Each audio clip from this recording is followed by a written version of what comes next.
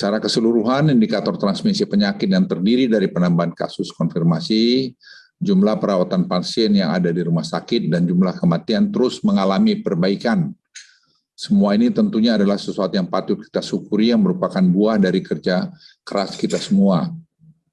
Apa yang dicapai kita bersama hari ini tentunya bukanlah bentuk euforia yang harus dirayakan. Kelengahan sekecil apapun yang kita lakukan, ujungnya akan terjadi peningkatan kasus dalam beberapa minggu ke depan. Ini adalah sesuatu yang harus kita hindari. Seperti yang terjadi beberapa hari yang lalu di restoran kafe di wilayah Jakarta yang tidak patuh pada protokol kesehatan.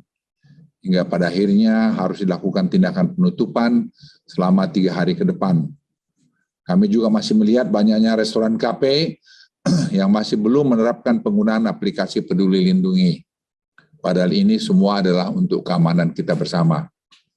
Bapak Presiden dalam rapat kabinet terbatas tadi siang menekankan bahwa COVID-19 tidak akan hilang dalam waktu yang singkat dan kita perlu menyiapkan diri untuk hidup bersama COVID-19. Karena COVID-19 ini akan berubah dari pandemik ke endemik. 3 strategi pengendalian pandemi kita akan menjadi kunci utama dari transisi kehidupan kita ketika COVID-19 ini menjadi epidemi dari pandemi.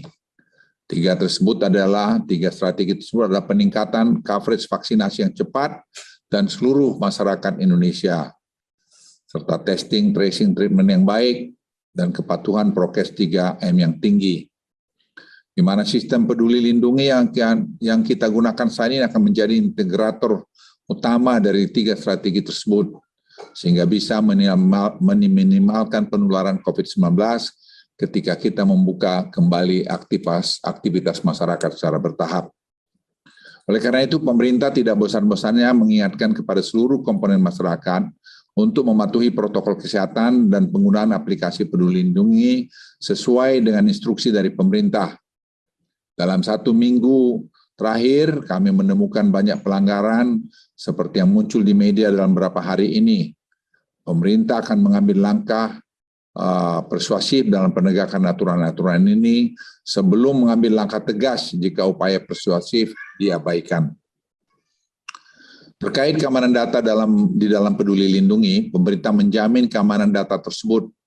Dan saat ini penyimpanan data dilakukan oleh Kementerian Komunikasi Informasi dengan penanganan keamanan data dibantu oleh Badan Cyber Nasional, Badan Cyber Negara.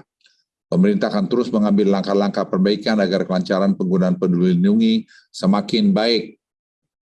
Per 5 September kemarin, total masyarakat yang melakukan screening dengan penggunaan Peduli Lindungi di beberapa sektor publik seperti pusat perbelanjaan, industri, olahraga, dan lainnya telah mencapai hampir 21 juta orang. Dari total 21 juta orang yang tersebut terdapat 761.000 orang yang masuk kategori merah. Tidak diperkenankan masuk melakukan aktivitas di tempat publik oleh sistem. Dan juga terdapat 1.603 orang dengan status positif dan kontak erat untuk mencoba melakukan aktivitas publik. Kedepan pemerintah akan menindak orang yang masuk dalam kriteria hitam Peduli Lindungi yang masih berusaha melakukan aktivitas di area publik dan dengan membawa mereka ke dalam isolasi terpusat. Hal ini dilakukan untuk sama-sama menjaga dan melindungi kita semua.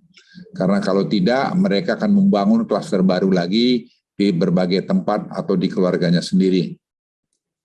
Oleh karena itu, pemerintah juga ingin menghimbau agar masyarakat beraktivitas pada tempat-tempat yang sudah menggunakan aplikasi Peduli Lindungi, sehingga dapat mengurangi risiko tertular karena COVID-19.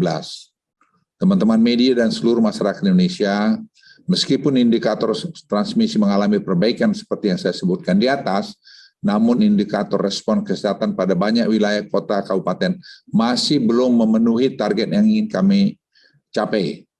Fokus inilah yang menjadi prioritas pemerintah dalam beberapa minggu ke depan. Dan Presiden merintahkan kami untuk melakukan ini semua dengan cermat. Contohnya pada rasio kontak erat, meskipun telah terjadi kenaikan signifikan rasio kontak erat dari 3,37 ke awal Agustus menjadi 7,89 per 5 September, namun pada banyak daerah rasio kontak eratnya masih di bawah 5, sehingga kemudian menghambat daerah tersebut untuk menjadi turun level. Ini penting sekali, kami berharap memang bisa sampai rata-rata 10 kontak erat target pada waktu 2-3 minggu ke depan. Seiring dengan kondisi situasi COVID-19 yang makin baik, serta implementasi protokol kesehatan dan penggunaan peduli lindungi yang terus berjalan, ada beberapa penyesuaian aktivitas masyarakat yang bisa dilakukan dalam periode 7-13 September ini.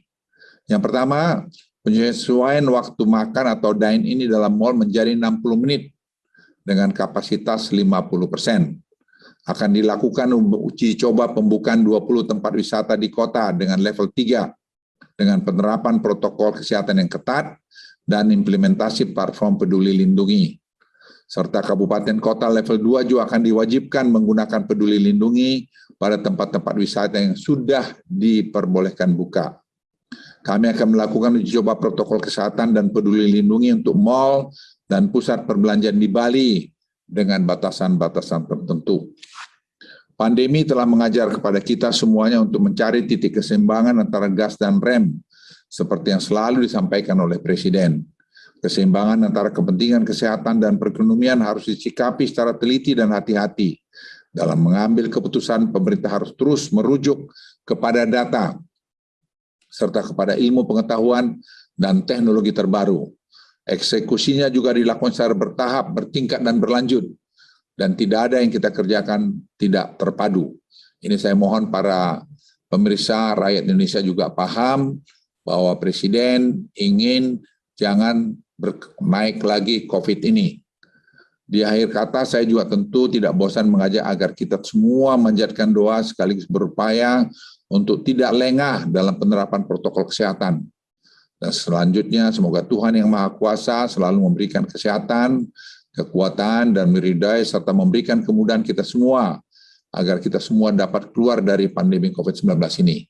Dan kita jangan pernah jumawa bahwa kita seolah-olah sudah selesai mengatasi ini. Perjalanan masih panjang. Kita harus bisa melalui rintangan-rintangan ini bila kita semua disiplin. Terima kasih. Wassalamualaikum warahmatullahi wabarakatuh.